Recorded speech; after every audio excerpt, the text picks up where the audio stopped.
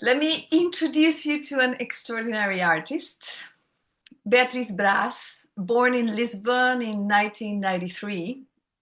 She began her journey in front of a camera at just 13 years old in Portuguese soap operas. By 14, she was already a lead in the popular youth series Detective Maravilhas, an early sign of the remarkable career to come. But here's where it gets really interesting. She didn't stop at television. She pursued formal training, earning both a bachelor's in acting and later a master in performing arts from Lisbon prestigious theater and film school. Am I okay until now? Yes, perfect. Okay. What makes her truly special is how she bridges different worlds. She's a founding member of the avant-garde theater collective Aueo. Is that how you pronounce it? Oh well, oh well. Aueo. Uh-huh. Where It's she even hard for Portuguese people, I'm so sure. A whale. oh well. Yeah. Where she created groundbreaking performances that have graced stages from Lisbon's National Theatre to international festivals. You might know her from the epic film A Heredade that premiered at Venice Film Festival, which earned her the New Talent Award. Her unforgettable performance in Tiago Rodriguez' Sopro, which won Best Play at the Golden Globes and toured across Europe. Or more recently at the TV series Sempre on Prime Video. But here's what you may not know. She's not just an interpreter, but a creator. In 2024, she co-directed and performed her own work at CCB, setting Camille Saint-Saëns' Carnival of the Animals to her original narrative. Right now, she's touring internationally with No Yogurt for the Dead from Belgium's NT Gent, just the latest in a career that keeps pushing boundaries between theater, film, and experimental performance. She embodies the complete artist, equally at home in mainstream television, art house cinema, and cutting edge theater. A true shapeshifter who brings the same intensity whether she's performing in Avignon, Moscow, or your streaming screen. Hi, Beatriz. Hi, Julia. So happy that Wow. you're It doesn't look like it's me, that bio. I'm very happy to be here with you. Oh, Thank you. I'm glad that you accepted this challenge of talking about, Yes. theater and somatics and desire and sexuality and pleasure all in one. I mean, Yeah. quite brave. Yes. Let's see how where it goes. Super. So let's start where all great performance starts, which is in the body, right? Hmm. Um, when you are performing a deeply vulnerable scene, where do you feel it first, physically, and how do you move that energy? So when I'm performing, I like to trust in the material, whether it's text, whether it's the scenography, the costumes, all of that changes me in a way, touches me in a way, and already puts me um, in a place. Mhm. Let's say it. So I don't think the character as someone that it's different for me. It's me, and I'm open to this context, Mm. which is being on stage or being in a set, shooting a movie. I think it's important that I don't put the image of what that scene should be in front of the scene. What is the scene? So it's important that I always I have some mantras with me, and I like to think a step back. So it's like eu penso, I think para trás. Many times when when I like to put myself vulnerable in on stage or in a scene, I like to think a step back. So it's a thought, it's an idea that allows me to reach a part of my body that doesn't put doesn't rush, doesn't put an image of what I think it should be, or what I think it should should look like. So I think a step back, and that step back allows me to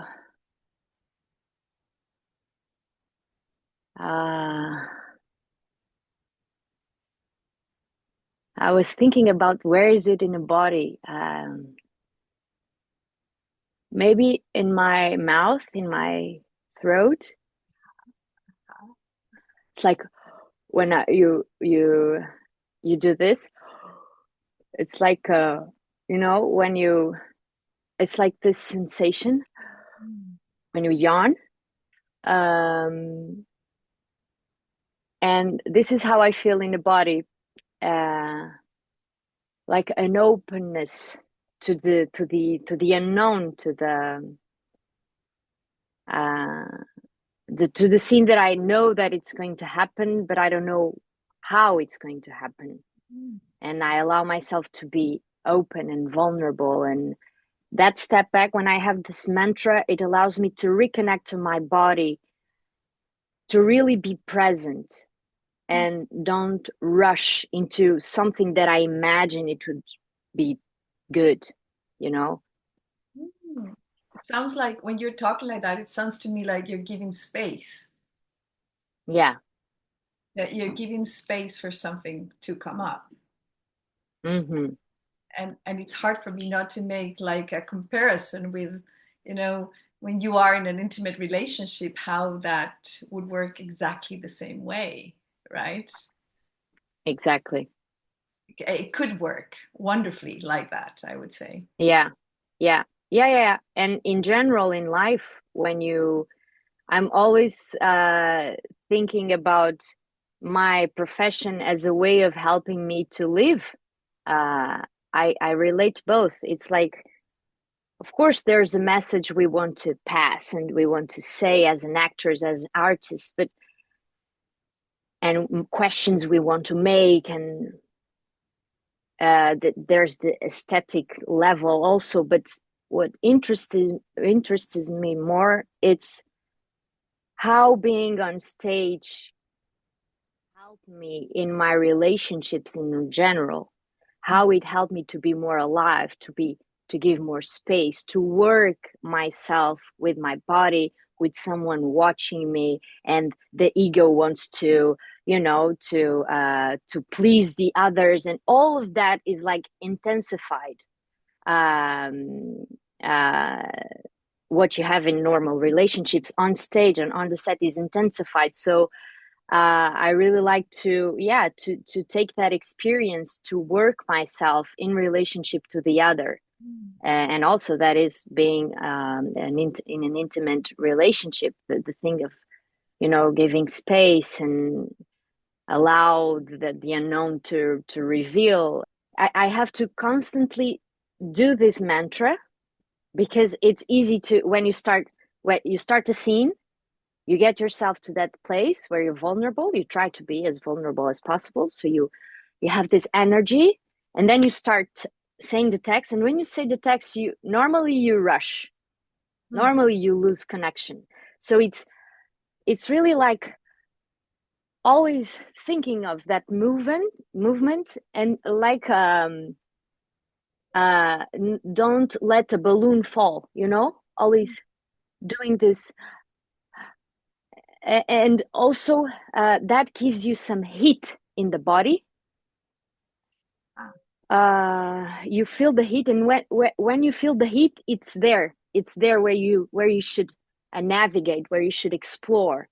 Yeah. I think the body tells you where to go. I like to, I was saying in the beginning, I like to trust the material, which is I don't use so much imagination. I use sometimes some quotes, something that help me, but mainly I believe that by saying those words, it already transforms me. So it's already a movement. The words are a movement, are a touch. I can touch the other with my words, with my intentions. It becomes very physical. It's a text, but it's a voice, and a voice becomes a movement. And when I say I hate you, of course, this is, you're using your mind, but it has an impact in your body, and I can just trust that by saying I hate you, it's already something. I don't need to add, some rational thoughts. I can just trust what's already there. Yeah. When a role requires intimacy or erotic charge, how do you access it without losing yourself?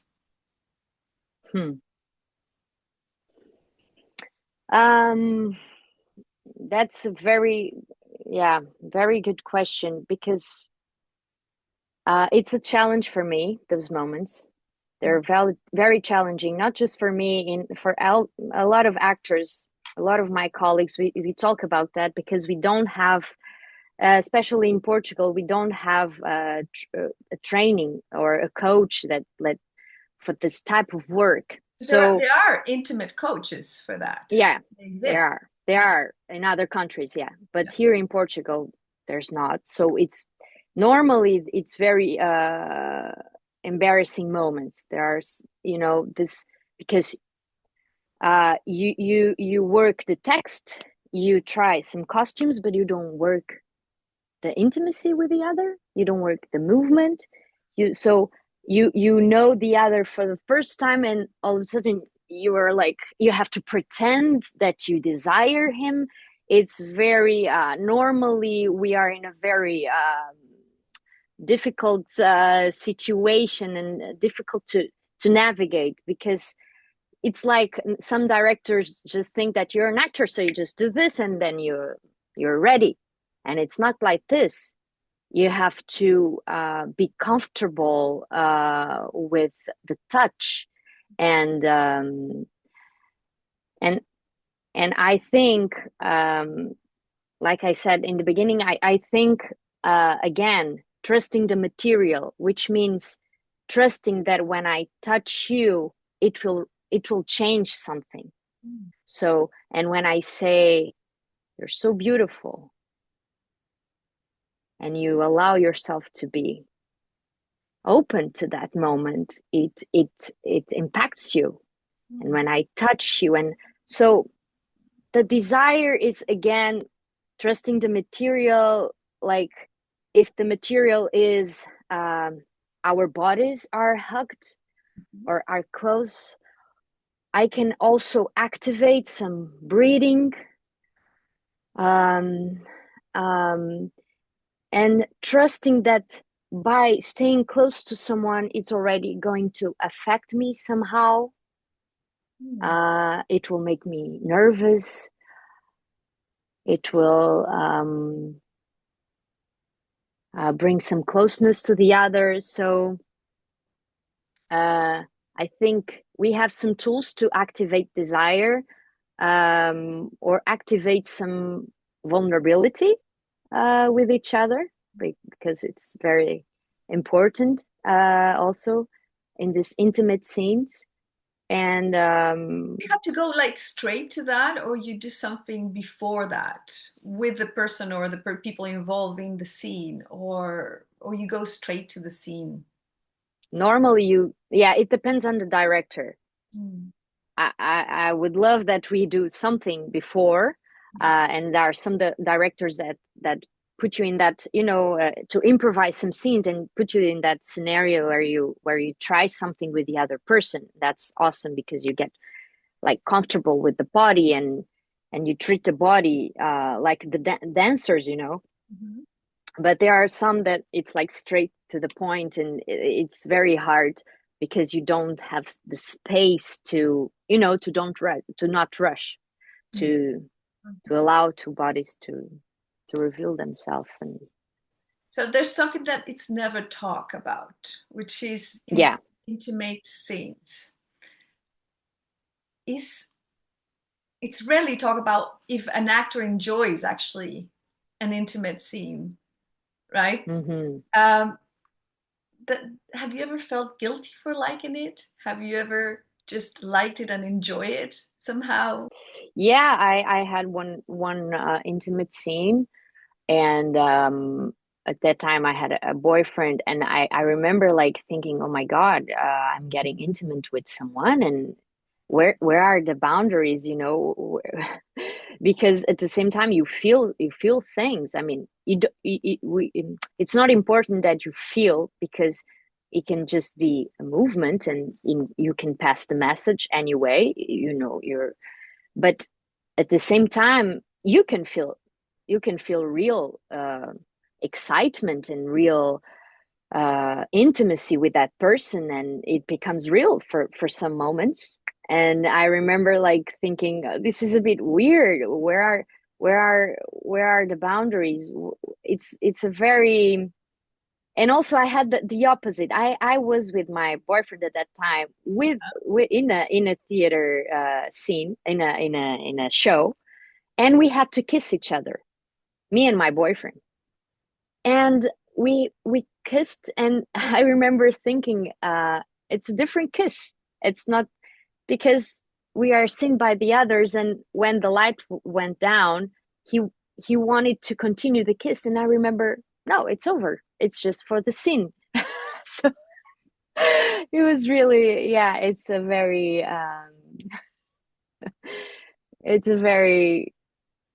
I don't know, it's a very delicate world, this, because you're playing with emotions, also with sadness, or when you cry, and after that scene, you were like, I'm really sad now, because you get access to some places in your body, in your memories, that they're alive, Hmm. and become real for some moments. I Yeah. think the goal is not, I think the goal is serving the scene and not your pleasure. Hmm. That's where it's different from an Yeah, but if intimate. pleasure happens in the midst of, Yeah, but pleasure can happen. It's not the goal, but it can happen. yeah, yeah, and how to be able to actually allow that, right? Without Yeah, guilt. exactly. It's Exactly. you know, the aim is not that, but what happens if it, if you actually do feel it, can you actually take advantage of it? Can you just Mm-hmm. let it move in your body? That's what I mean by advantage. Mm-hmm. Mm-hmm. Or, culturally, we're so used to suppressing those kinds of Yeah. feelings. Yeah. Yeah. I'm Yeah. imagining in a theater, in a performance, in a scene, or how, that would be shown Mm-hmm. probably in the way that you're performing. Mm-hmm. Mm-hmm. And especially for men, where you can see more directly their excitement and arousal, they become very embarrassed, but at the same time, I think, yeah, I think we should be comfortable with feeling those waves of sensations, because it's part of the our experience of the human body. And that's why it's so important in school. In the first years, we touch each other, we get comfortable by the touch, not objectifying the body just for sex, you know. No, I can touch you, you can feel something, and it doesn't need to be for sex. People are used to touch each other just in sex. So, what costume or prop made you feel powerfully sexy or painfully exposed? Or both? Could be two. um yeah, it can be too. There's a dress that I like to wear in this last show that I do. I come up with a dress and I sing a fado song, and it makes me feel sexy because it's a beautiful.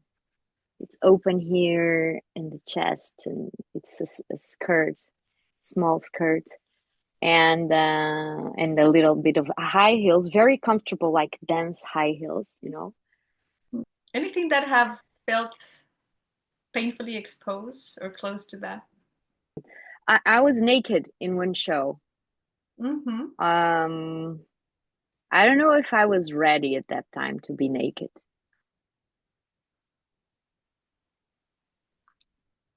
I was, I just, it was the last exercise of the school. It was the last year, so we made a common, like a collective exercise. How do you say? Yeah, collective exercise. Yeah, like a Yeah, collective performance or something. Yeah. yeah, collective performance, exactly. And I was naked with my ex-boyfriend, my boyfriend at that time. And it was not we didn't get involved, but um I thought it was cool at that time. It was cool to be naked on stage, and it showed a lot of, I'm so at ease with myself and with my body. Mm, but I felt exposed at the same time. I was not so comfortable, I think. I was not doing that for myself. I was doing that to show something. Mm. And in my body, I feel like when I think about that, I think about some nervousness, like I was not embodied.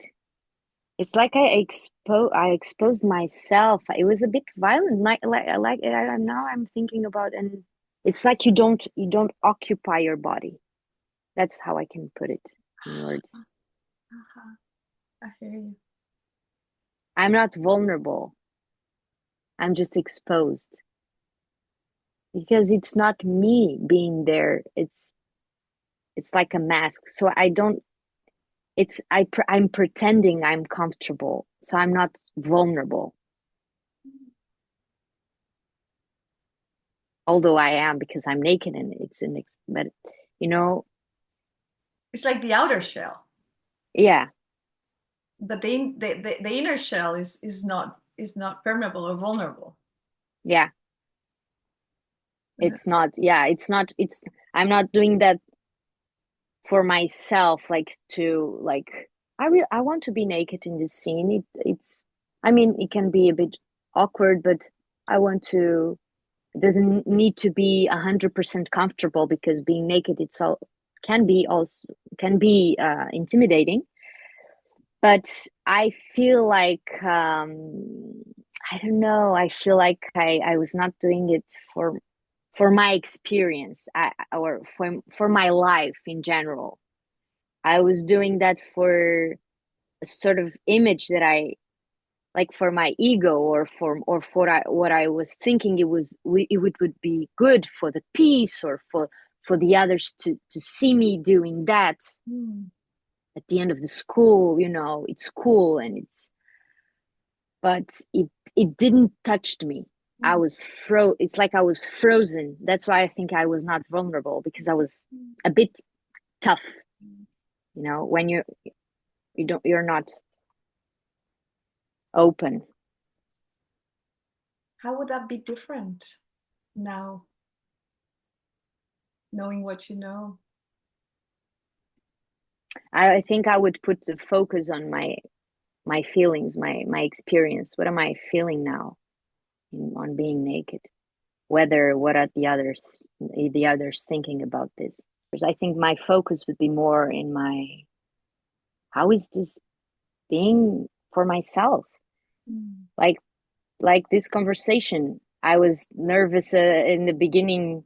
Like, am I going to speak, tell interesting things or not?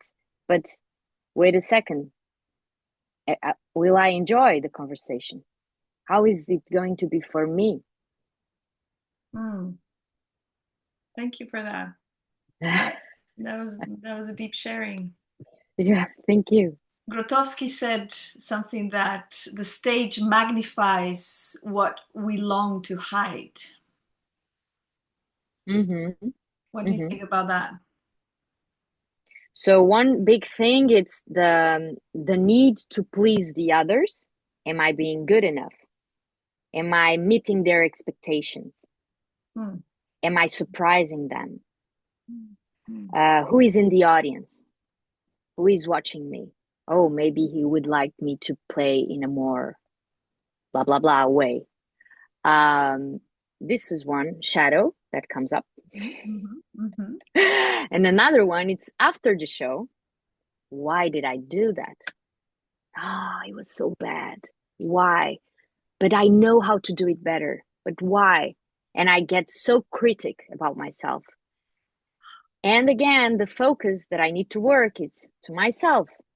Yeah, okay, but how was it for you?